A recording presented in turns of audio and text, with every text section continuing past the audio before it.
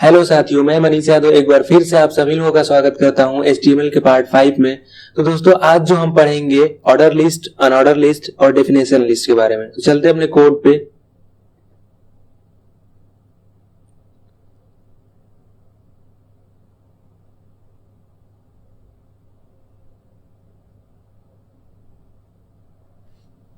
इससे पहले हमने टेबल टैग को पूरा अच्छे तरीके से कंप्लीट किया था।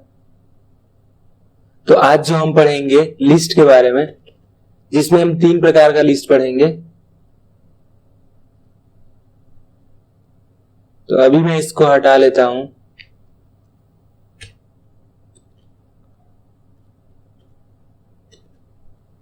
यहां पे मैं टेबल जो क्लोज हुआ इसको हटाता हूं। तो दोस्तों, सबसे पहले जो हम यहाँ पे लिस्ट पढ़ेंगे उसका नाम है ऑर्डर लिस्ट, और जो दूसरी लिस्ट पढ़ेंगे उसका नाम है अनऑर्डर लिस्ट।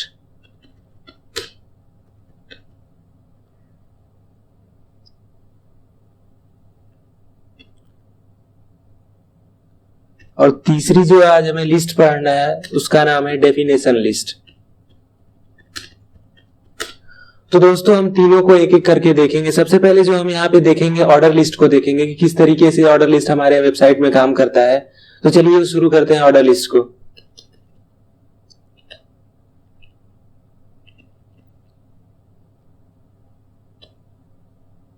दोस्तों, सबसे पहले मैं यहाँ पे H2 का इस्तेमाल करके एक हेडिंग दे लेता हूं। इससे पहले H2 को हमने अच्छे तरीके से पढ़ा है हेडिंग टैग में। यहां मैं लिखता हूं ऑर्डर लिस्ट, इसको क्लोज करता हूं।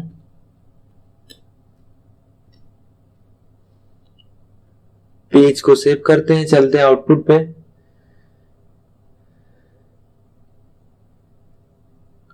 तो यहाँ पे हमारी ऑर्डर लिस्ट नाम की एक हेडिंग बन गई है, हेडर बन गया है। तो इसके अंदर किस तरीके से हम ऑर्डर लिस्ट को काम लेंगे यहाँ पे हम देखते हैं। चलते हैं कोड पे, और यहाँ पे मैं ऑर्डर लिस्ट को बनाने के लिए यहाँ पे OL नाम के टैग को इस्तेमाल करता हूं। OL टैग, OL के बाद मैं यहाँ पे बेसिकली लिस्ट बनाने के लिए यहाँ पे li नाम के टैग को इस्तेमाल करता हूं। जैसे मैंने लिखा li, यहाँ पे मैंने लिखा BCA,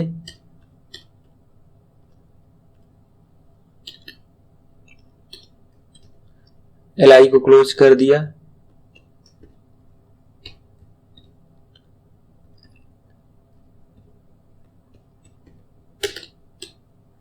मैंने लिखा MCA,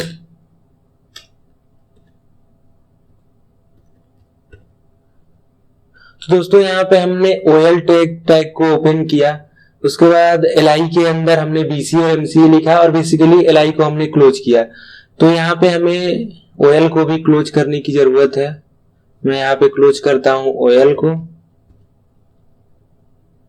कोड को सेव करते हैं, चलते हैं आउटपुट पे। तो दोस्तों, आप देख सकते हैं कि ऑर्डर लिस्ट के नीचे हमारा यहाँ पे 1 2 करके BCA MCA दिखा रहा है।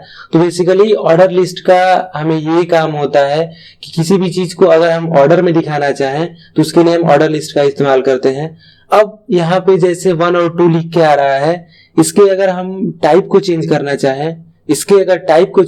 चाहें, तो हमारे पास एक OL टाइप नाम का एक एट्रीब्यूट्स होता है, जिसको यूज करके इसको हम जैसे अल्फाबेट में भी चेंज कर सकते हैं। तो OL टाइप को चेंज करके देखते हैं कि कोड में हमारा किस तरीके का हमें आउटपुट देखने को मिलता है। तो मैंने यहाँ पे लिखा OL type is equal to, मैंने लिखा कैपिटल A,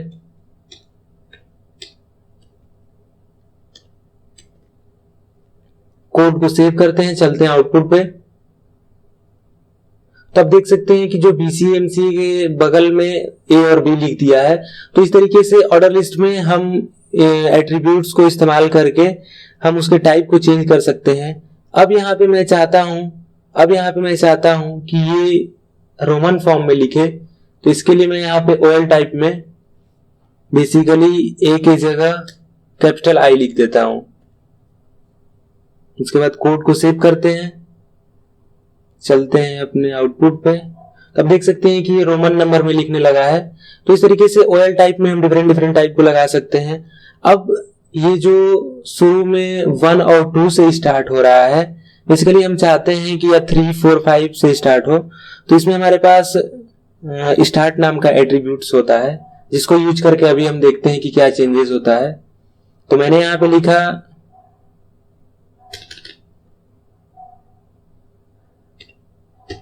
इसकी जो डिफॉल्ट वैल्यू होती है 1 होती है। अगर हम OL में टाइप को नहीं भी लिखते हैं तो 1, 2 के फॉर्मेट में वो चलेगा। तो इस तरीके से मैंने 1 लिख दिया, उससे कोई फर्क नहीं पड़ने वाला है। तो अभी हम इसके स्टार्ट नाम के एट्रीब्यूट्स को इस्तेमाल करते हैं। मैंने लिखा स्टार्ट इज इक्वल टू, मैंने लिख दिया 3। अब इसको सेव करते हैं और चलते हैं आउटपुट पे। तो देख सकते हैं कि जो 1 और 2 से स्टार्ट हो रहा था, यहां से मतलब 3 और 4 से स्टार्ट हो रहा है। अब BCA MCA की जगह BA MBA जितनी भी हम यहाँ पे लाइनें बढ़ाते जाएंगे एक ऑर्डर में लिखता जाएगा। तो हमने यहाँ पे अच्छे तरीके से ऑर्डर लिस्ट को कंप्लीट किया। अब जो हमारी सेकेंड लिस्ट आती है वो है अनऑर्डर लिस्ट। तो देखते हैं कि अनऑर्डर लिस्ट कैसे काम करता है। तो दोस्तों अनऑर्डर के लिए मैं यहाँ पे H2 में अनऑर्डर डाल देता हूं। मैंने लिखा अनऑर्डर, इसके बाद मैं यहाँ पे इसको हटाता हूं। बेसिकली अनऑर्डर लिस्ट के लिए हमारे पास UL नाम का टैग होता है। तो मैंने यहाँ पे UL को ओपन किया, उसके बाद UL को क्लोज किया। अब यहाँ पे मैं सेव करता हूं और चलता हूं आउटपुट पे। तो आप देख सकते हैं कि अनऑर्डर लिस्ट में एक यहाँ पे जैसे कह सकते हैं कि सर्कल बन के आ रहा है। तो इस तरीके से यहाँ जैसे ऑर्डर की यहाँ कोई वैल्यू नहीं होती है। बेसिकली ये जो यहाँ पे BCA के बगल में एक डॉट है, इसे हम सर्किल नहीं कह सकते, इसको HTML के लैंग्वेज में डिस्क बोला जाता है। तो इस तरीके से हम अनऑर्डर लिस्ट का यूज करके हमने ये देखा कि किसी भी चीज को अगर एक अनऑर्डर लिस्ट में लिखना है, डिस्क के फॉर्मेट में लिखना है, तो अनऑर्डर लिस्ट वाले टाइप को इस्तेमाल करेंगे। जहां पे हम अगर इसके हम टाइप को चेंज करना चाहते हैं, बेसिकली मैं चाहता हूं कि जो डिस्क है ये सर्किल के फॉर्म में आए या स्क्वायर के फॉर्म में आए, तो उसके लिए हमारे पास कौन सा एट्रीब्यूट्स है। तो हम यहाँ पे बेसिकली UL में भी टाइप को चेंज करेंगे। तो यहाँ पे मैं आता हूँ UL के बाद मैं यहाँ पे लिखता हूँ टाइप, UL टाइप। यहाँ पे मैं इज इक्वल टू देता हूँ, उसके बाद लिखता हूँ सर्कल। मैंने यहाँ पे सर्कल लिखा, कोड को सेव किया, उसके बाद आउटपुट पे गए। तो देख सकते हैं कि जो यहाँ पे डिस्क के फॉर्मेट में था ये सर्किल के फॉर्मेट में आ चुका है। इसी तरीके से अगर हम इस सर्किल को चेंज करके स्क्वायर में करना चाहते हैं, तो उसके लिए हमारे पास एक जो एट्रीब्यूट्स है वो टाइप में स्क्वायर नाम का एट्रीब्यूट्स है। तो उसको यूज करके हम देखते हैं कि कैसे वर्क करता है। यहाँ पे मैंने चेंज किया, सर्किल की जगह लिखा स्क्वायर, कोड को सेव किया, चलते हैं आउटपुट पे। तब देख सकते हैं कि जो यहाँ पे हमारा फॉर्मेट है स्क्वायर के फॉर्मेट में शो होने लगा है। तो इस तरीके से हमने अनऑर्डर लिस्ट को भी कंप्लीट किया। अब जो बात आती है हमारे तीसरे लिस्ट की, वो है डेफिनेशन लिस्ट। चलते हैं डेफिनेशन लिस्ट को देखते हैं। यहाँ पे मैंने लिखा डेफिनेशन लिस्ट।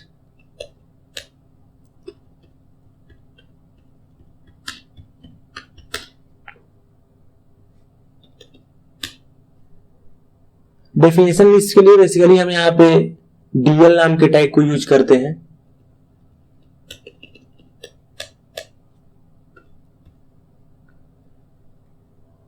और यहाँ पे LI टैग को मैं हटाता हूं। यहाँ पे मैंने लिखा DT, मैंने जैसे लिख दिया HTML, DT को क्लोज किया।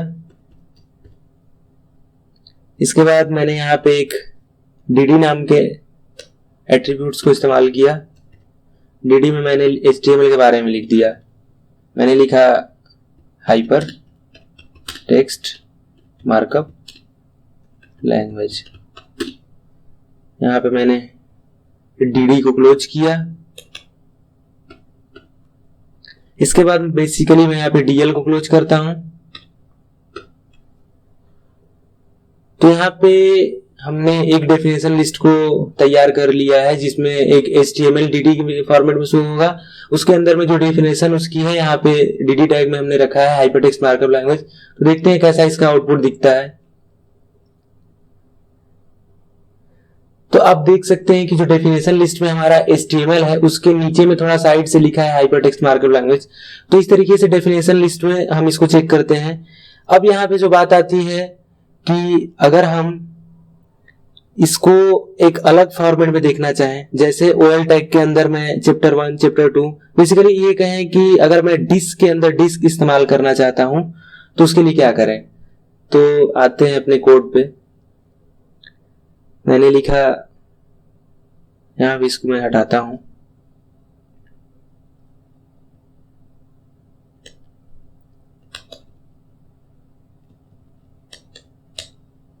मैंने यहां पे लिखा li,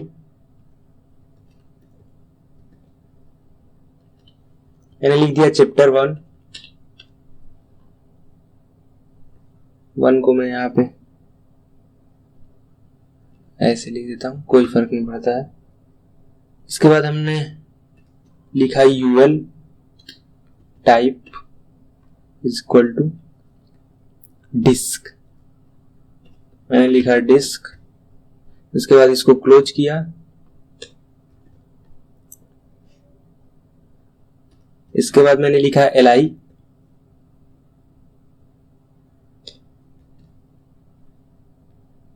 li में बेसिकली मैंने लिखा सेक्शन 1।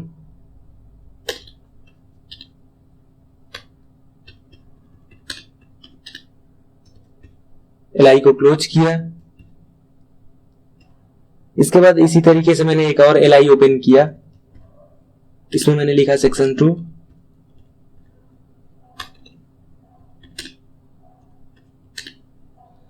और li को क्लोज किया। उसके बाद मैं यहाँ पे UL को क्लोज करता हूं और फिर li को क्लोज करता हूं। देखते हैं इसका आउटपुट हमें कैसा दिखता है।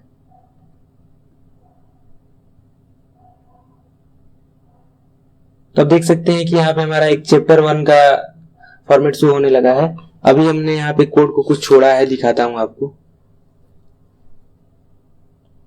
हमने चैप्टर 1 का पूरे तरीके से कोड यहाँ पे राइट कर लिया है। अब यहाँ पे हमें चैप्टर 2 का कोड लिखना है। तो इसके लिए मैं यहाँ पे लिखता हूं li chapter 2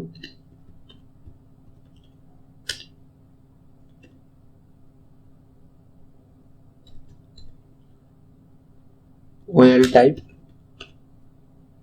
is equal to A।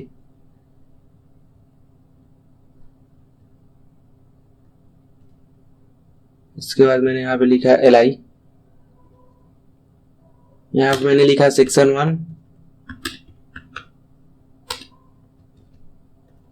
li को क्लोज किया।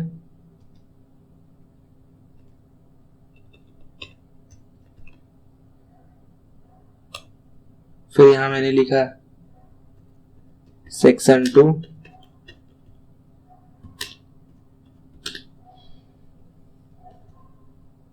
फिर li को क्लोज किया। फिर मैंने यहाँ पे OL को क्लोज किया और फिर li को क्लोज किया। अब इसका मैं आउटपुट देखना चाहता हूं। कोड को सेव करते हैं, चलते हैं अपने आउटपुट पे।